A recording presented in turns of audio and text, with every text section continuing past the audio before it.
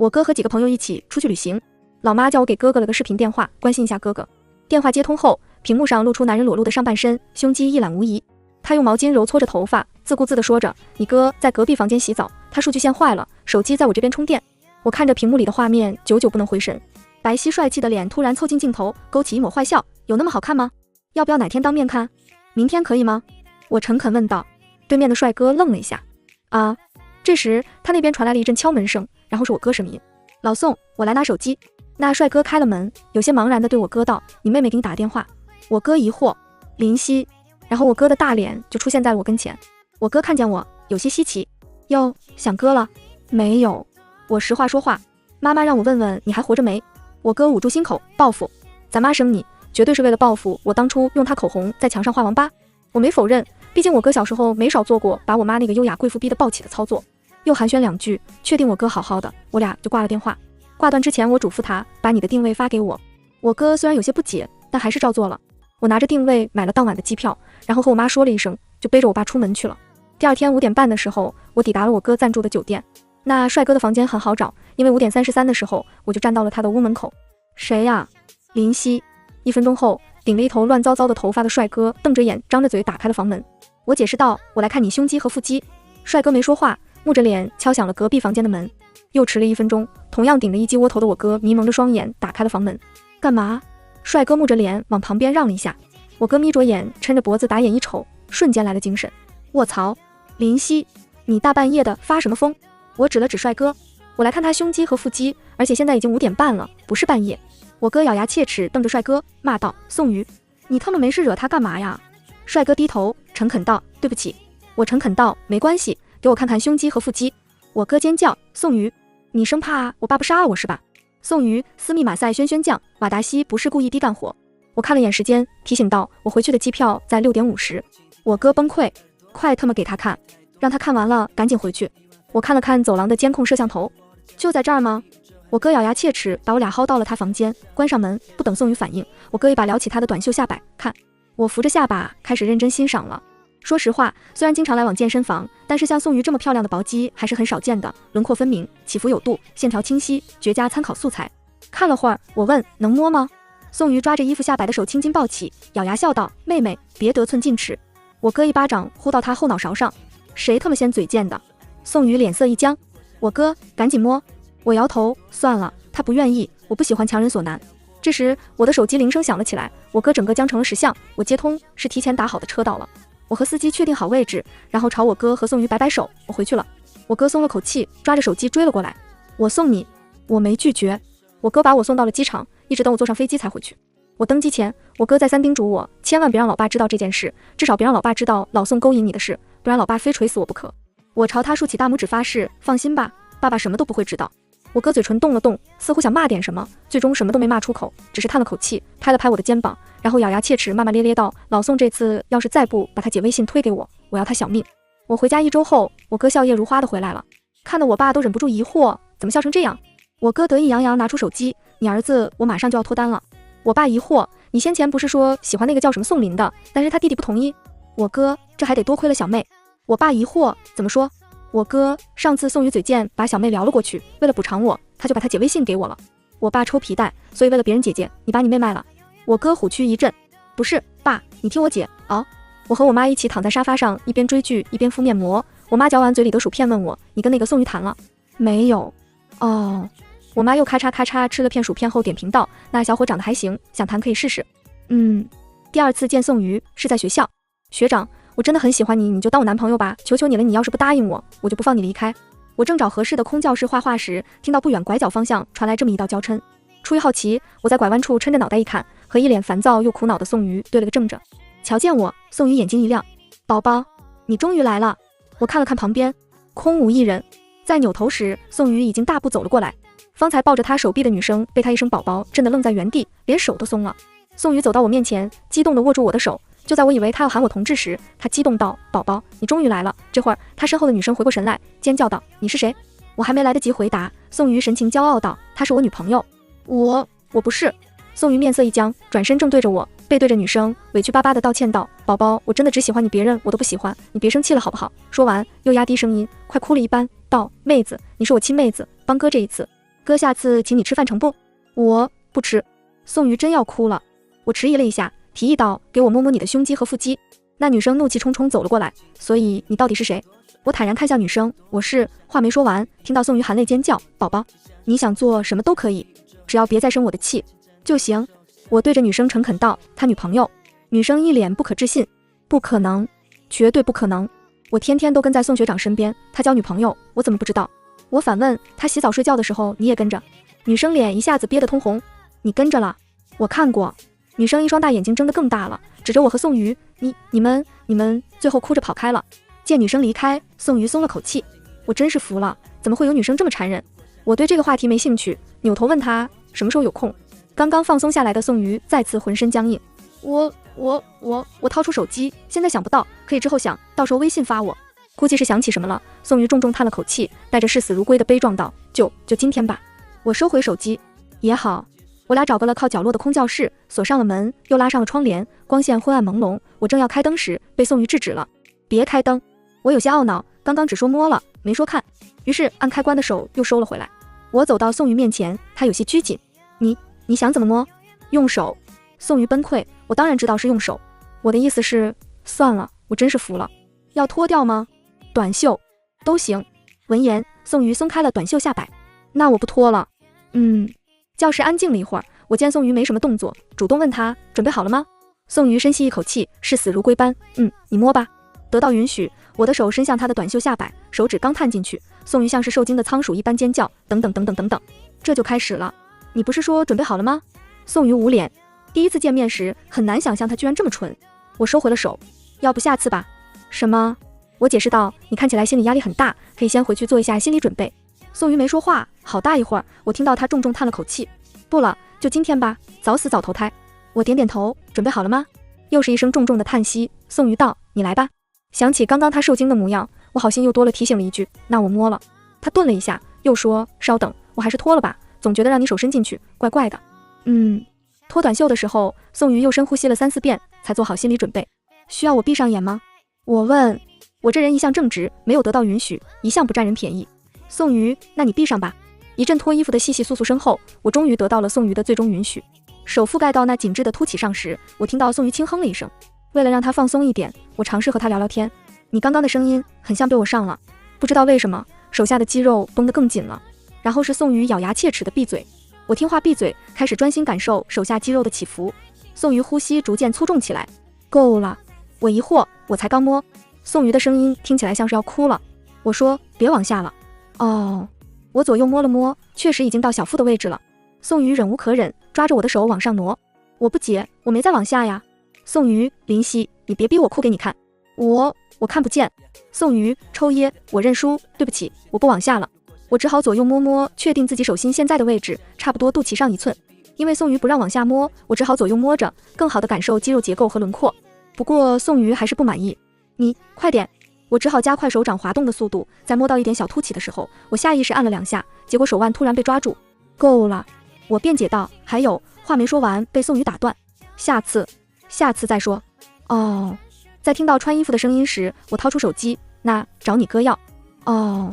我睁开眼的时候，宋瑜已经走到了教室门口，开门时钻入教室的阳光将他通红的耳垂照得透光。怎么看起来像是落花逃了呢？宋瑜走后，我拉开了教室窗帘，然后找了个阴凉位置坐下，拿出平板之后，我又想起刚刚宋瑜说的，先给我哥发去了消息。宋瑜微信推我。我哥，你要他微信干嘛？我方便联系。我哥，你联系他干嘛？我没再回。1分钟后，我哥人呢？宋瑜微信推我。我哥，合着我当工具人，连问都问不得了是吧？我哥，嘿，我哥人呢？我哥又给我搞失踪。我哥，不是，和你亲哥说个理由能长痔疮啊。我哥，我真是服了。我哥，微信名片，我谢了。我哥，不用管我，你气死我，你都不用管我。我哥消息谈了半个小时才彻底安静下来。练习了一下午的速写，晚上6点多的时候打开手机的时候，宋瑜已经通过了我的好友申请。我问他，你什么时候有空？等了1分钟，他没回，我就放下了手机去吃饭了。晚上回到宿舍，洗完澡再看手机的时候，宋瑜回了。宋瑜，周五吧。宋瑜，我真是服了。宋瑜，你不是林轩的妹妹吗？什么时候变成我祖宗了？时间。宋瑜，下午5点吧。宋瑜，你真是我祖宗。我大概知道他和我哥为什么能玩到一起了。宋瑜正碎碎念叨着，宿舍里突然闯进来了几个不速之客。林夕是这个宿舍的，为首的女生就是今天中午抓着宋宇手臂不放的女生，她是一脚踹开我们宿舍门的，身后还跟着3、4个女生，把我3个室友都吓了一跳。我起身出去说，其中一个室友抓住我的手臂，担忧道：嘻嘻。我拍了拍她的肩膀，让她放心。女生见我识趣，就没多说什么，跟着我出去了。我们去了洗衣房，这边没什么人，不会打扰到其他人。女生气势汹汹道：废话不多说，你和宋瑜分了，然后以后离他远点。我点点头，好，我问问他。说完，我给宋瑜回了消息，中午那女生让我和你分了。宋瑜，不是吧？她有病吧？我抬头看了一眼有些懵的女生，好像吧，还带了4个小跟班。我帮你解决，你当我速写模特。宋瑜发来一条语音，你别管，就说分了，先保护好你自己。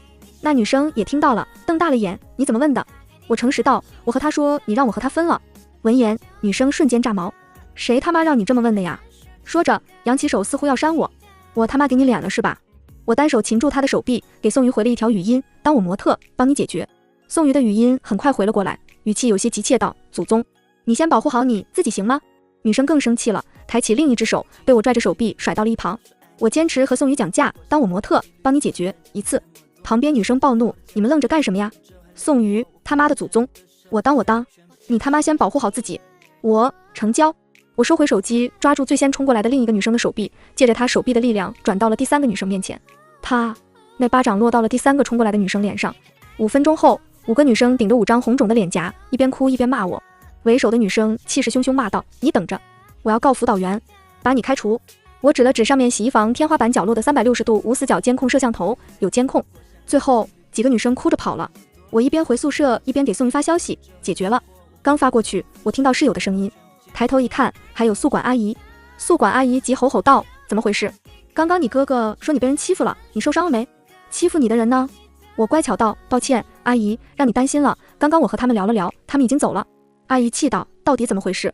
我解释道，其中一个女生看上我男朋友，让我分手。室友目瞪口呆。阿姨怒火中烧，什么？都上大学了，还有这样的人？读书都读到狗肚子里去了吗？真的不要脸，太过分了。那个女生是谁？我非得告到他们辅导员那里去。我摇了摇头，我不认识。阿姨更生气了，掐着腰骂了半天，最后叮嘱我下次那女生再找我麻烦就去找她帮忙。我乖巧应下之后，她就打算下楼，走到楼梯口了，又想起什么，扭头叫我。哎，那小姑娘我都给气忘了，你哥还在楼下等你呢，你跟我下去跟他报声平安。室友的八卦被迫中断，我跟着阿姨下了楼。这个点宿舍楼已经关门了，所以楼下几乎没人，只门口徘徊着一个焦躁的宋瑜。见我下来，宋瑜2步冲了过来，你怎么样？有没有受伤？他们有没有为难你？说着他还拉着我的手臂上下左右前后来回打量起来。一旁宿管阿姨感慨道，瞧瞧，还是家人贴心，一听自己妹子被人欺负了，当哥的立马就冲过来了，再看她那男朋友，自己女朋友因为她被人欺负了，连看都不来看一眼。宋瑜瞬间僵硬。我解释道，他就是我男朋友。阿姨愣了一下，啊，我再次解释，他害羞。阿姨，哦。阿姨挠挠头，你们聊，我去看看锅开了没。说完，阿姨回了自己的宿舍。阿姨走后，宋瑜扭扭捏捏道，你怎么和阿姨说我是你男朋友啊？因为楼上的时候，阿姨问我怎么回事，我说有个女生让我和我男朋友分手。宋瑜，有时候你也不用这么实诚。哦。说完，宋瑜又回归了正题，他们真没为难你？没。闻言，宋瑜松了口气，那就好。不过这次确实是我的错，先前也没料到徐子萌是这种人。不过你放心，这件事我会解决的。之后他要是再找你，你就直接和他说，你之前是被我逼着帮忙的就行。我点头，好，那你上楼休息吧，以后有什么麻烦随时找我。说完，宋瑜又轻轻揉了揉我的头发，当真有一副大哥哥的做派。我点头，然后问他，那你什么时候有空当模特？这次我需要半天时间。宋瑜脸上的笑容一僵，又开始咬后槽牙了。有空我通知你，可以吗？我点头，再见。宋瑜真是小，算了，确实是我的错。跟宋瑜告别后，我回了宿舍，一进门就被3个室友围了起来，木木兮兮，哪来的男朋友？快如实招来。我坦白，假的。室友眼里的绿光眨眼不见啊。我解释了中午的事情，3人彻底没了兴趣。最后话题又回到了方才来找事的几个女生身上。室友1，不过话说你没下重手吧？虽然是他们先找事的，但是你下手太重，到时候真闹起来，你还是容易吃亏。没有。室友2，那就好。当时我本来想跟着看能不能劝劝你的，但又担心拖你后腿。不用，我有分寸。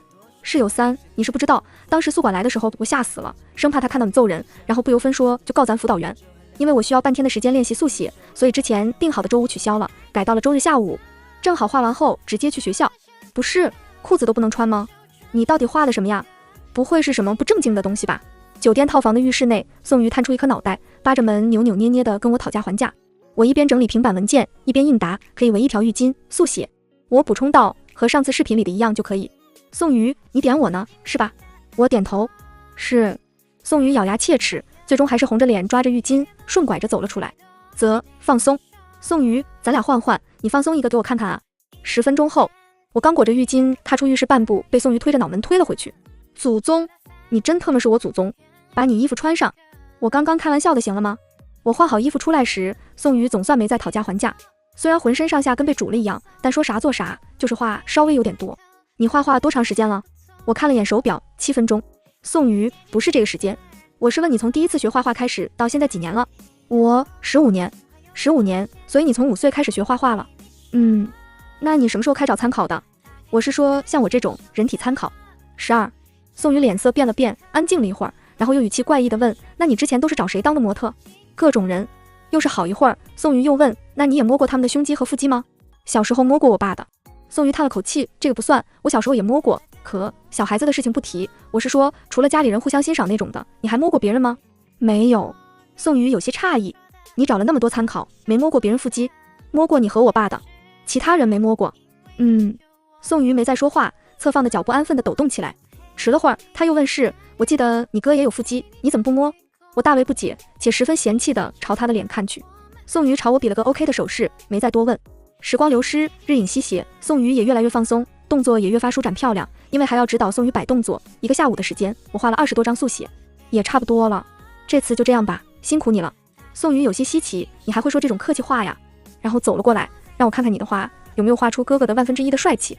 我把图片文件调了出来，然后把平板递给了宋瑜。看第1张，宋瑜乐呵呵道，不错不错，不愧是学了15年的艺术家。看第2张，宋瑜疑惑道，好看是好看，就是为什么这几张都没头？太麻烦了吗？看第最后1张，宋瑜无能狂怒，不是，哥的脸很丑吗？为什么不画哥的头？难道哥就只是你画腹肌的参考图吗？不然呢？闻言，宋瑜眼珠子都要瞪出来了，咬牙切齿到林夕，你怎么了？宋瑜没说话，呼哧呼哧喘着气，最后踩跺脚，一把把平板塞到我手里，然后就要去浴室换了衣服。我急忙叫住他，等等，干嘛？我一边把平板往包里放，一边解释道，上次没摸完的胸肌，这次直接摸了吧，省得之后再麻烦。宋瑜看起来要哭了，最后喊了一句，就是要之后麻烦你。说完头也不回的去了浴室。谁惹他了？宋瑜换好衣服从浴室出来的时候，我看了眼时间，不早了。考虑到这次确实花了他不少时间，于是我打算再请他吃顿饭。晚上想吃什么？宋瑜冷笑，关你什么事？我解释道，我想请你吃饭。宋瑜脸上的冷笑一僵，缓缓收了回去，扭捏道，你定吧。我点点头。有忌口吗？没有。学校附近的那家海鲜自助可以吗？得到肯定，我订了2个位置，然后和宋瑜一块离开了酒店。宋瑜安静了好一会儿，一直到酒店门口的时候，他才扭扭捏捏地问我，你是在哄我吗？我认真思索了会儿，决定顺着他的意思。闻言，宋瑜突然得意起来，但嘴里的话却是，哎呀，其实我也没生气，毕竟一开始你说的就是让我当你的模特，但从知道你找了那么多模特，但是只摸了哥就知道你肯定是在乎哥的。哥理解，虽然你这小丫头忙是忙了点，但只是不善表达，所以你也不用特意来哄哥，好吵。自上次请他当了1次模特后，宋瑜这人就变得十分热情，几乎每周都会专门腾出时间给我当模特，还是主动来问。我直觉这背后估计得付个大的。果不其然，2月后的一个夜晚，我被人堵了。熟人徐子萌，这次他带了6个男的，为首的是一个鬓发剃出一个闪电的肌肉男。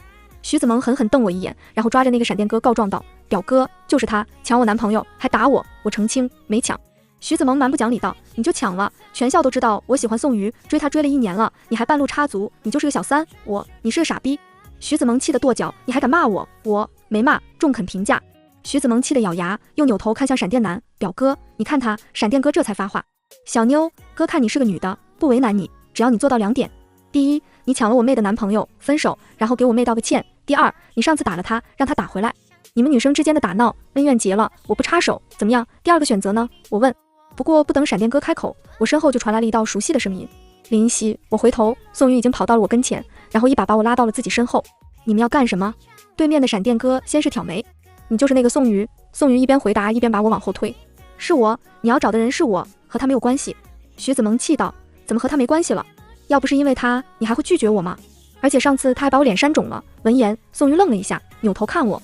我澄清，我没扇。徐子萌捂着脸急道，你敢说你没扇？我敢。徐子萌顿了一下，随即想到什么，是，确实不是你的手删的，你拿着佳佳他们的删的。我点头，算是吧。宋瑜懵了，什么意思？我不重要。宋瑜没再多问，换了话题，低声叮嘱我道，一会儿我先拖住他们，你跑到安全的地方报警，知道了吗？我已经报了。宋瑜啊，我手指点了点耳朵，上面的蓝牙耳机已经正在通话中了。我方2人1男1女，对方7人6男1女，地点是鹤鸣区鹤鸣大道前3路华勤街人民银行北50米对面巷口。接线员小姐姐立刻重复一遍，再三叮嘱我们保护好自己的人身安全，然后便通知附近的派出所出警了。宋瑜还在呆愣中时，不远处的闪电哥不耐烦了，你们2个嘀嘀咕咕说什么呢？我说的听到了没？过来给我妹道歉，然后男的入赘，女的滚远，这事就结了，别逼我们动手。然后又朝徐子萌吐槽道，真不知道你看上这细狗什么了。宋瑜脸色变了变，我拍他肩膀安慰，放心，我还是挺喜欢的。宋瑜脸又红了红，然后我朝对面道，不知道，不分。宋瑜瞬间瞪大了眼，宝贝，咱有话别说这么直行吗？对面也瞪大了眼，徐子萌更是气得想过来扇我，但估计是想起上次，顿了一下，又扭头看向闪电哥，表哥，你看他就是欠打。闪电哥脸色也阴沉了下来，小妞脾气挺倔，但哥哥只喜欢听话的，最后再给你们一次机会，道歉分手。宋瑜脸色也沉了下去，你们别欺人太甚，我和我女朋友好好的，凭什么你们让分我们就分？哟呵，闪电哥真来气了，一把推开旁边的徐子萌，上前2步揪起宋瑜领子，恶狠狠道，凭什么？就凭哥哥比你强，比你壮，你一个细狗小白脸，我妹看上你是给你脸了，你推3阻4就算了，还敢找个小婊子来气他，不想尝尝老子的拳头，你就给老子有点眼力见，老子耐心有限，最后问你一遍，分不分？宋瑜倔脾气也上来了，盯着闪电哥，一字一顿道，不分，我去你大爷的！闪电哥说着，拳头就要落下来，宋瑜伸手去挡，却没感受到疼痛，反倒领口被松开了，随即是徐子萌的尖叫声以及闪电哥的吃痛声。宋瑜放下格挡的手臂，诧异道，林夕，我拍拍手掌，扭头看他，宋瑜眨巴眼，没说叫我干嘛。闪电哥捂着腹部抬头，曹，你他妈的一个小娘们，老子真小看你了。徐子萌一边搀扶闪电哥，一边委屈道，所以我和你说多带几个人嘛，上次我就看出来这个林夕有2下子。闪电哥放下了捂着腹部的手，又推开徐子萌，不服气道，刚刚是我大意了，一个小娘们，我倒要看看她能有多少本事，不过就是些花拳绣腿。10分钟后，闪电哥看到由远及近的警车，大哭诉苦，警察叔叔，歹徒，这里有暴力歹徒。过来的警察也看懵了，谁报的警？我举手，我。闪电哥破防大骂，我呸，你还有脸报警？警察叔叔，你看他都把我打成什么样了，你看啊，我拿出手机，我有报警通话记录。警察来回看了看，最后大手一挥，都带走。因为我提前用便携式摄像头录像了，所以有充分的证据表明确实是对方先寻衅滋事的，而且医院给出的闪电哥以及几个兄弟的伤情鉴定结果连轻伤都达不到。最终我和宋瑜当天因为正当防卫无罪释放，闪电哥几个因为寻衅滋事被关了几天。